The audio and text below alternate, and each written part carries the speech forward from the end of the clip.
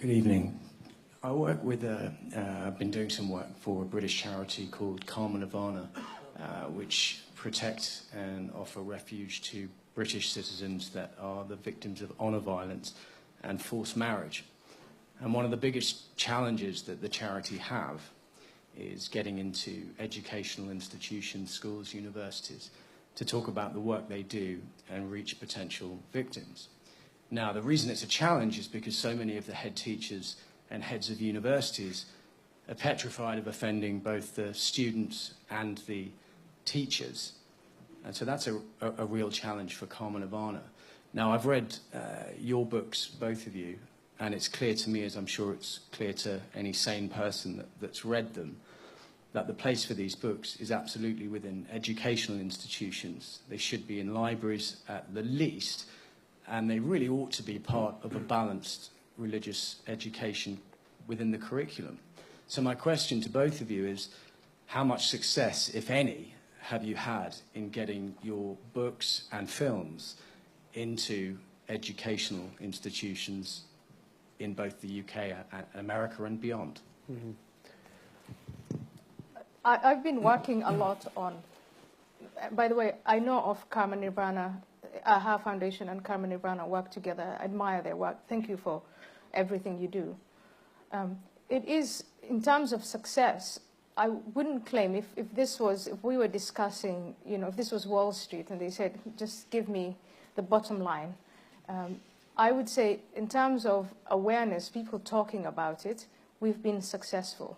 We've not been successful in getting through. Again, it is this taboo thing. It's the fact that our elite is refusing to recognize that we are facing people who come from cultures that do not see women and men as equal, not before the law, not in front of their fathers and mothers, not on the street.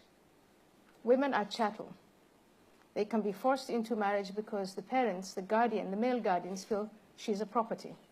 Now, by saying that, I'm not generalizing. I'm not saying every Muslim male or every man who comes from North Africa, the Middle East and South Asia believes or practices that.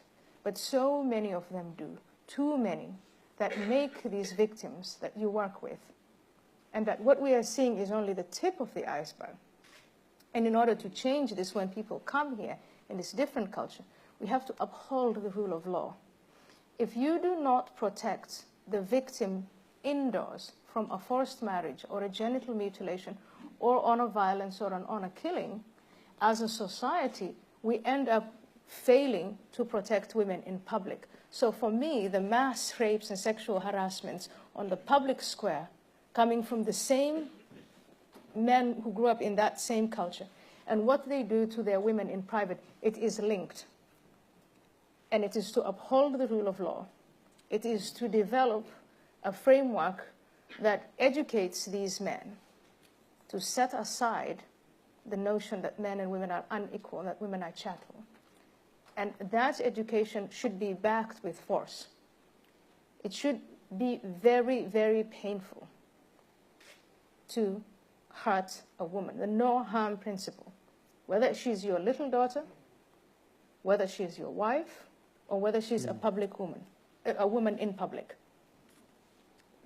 And if we fail to do that, we're going to have to live with the consequences. So in terms of measuring success, I think we've achieved that. We can talk about it, but it's far from eliminated. Yeah, there's institutional resistance, I'd say, at the moment. And I think, again, to draw the analogy, I think this debate will move the way that racism and homophobia did. That it begins with a civil society discourse. The institutions catch up last. And I think that's where we're going to go with this. Because institutions always take a long while to change. And that's what the term institutionalized means. And they are inherently resistant to change. And currently this culture of being offended at anything and everything is what dominates. But public opinion is changing. Because we had the Birmingham schools situation with the Trojan horse affair.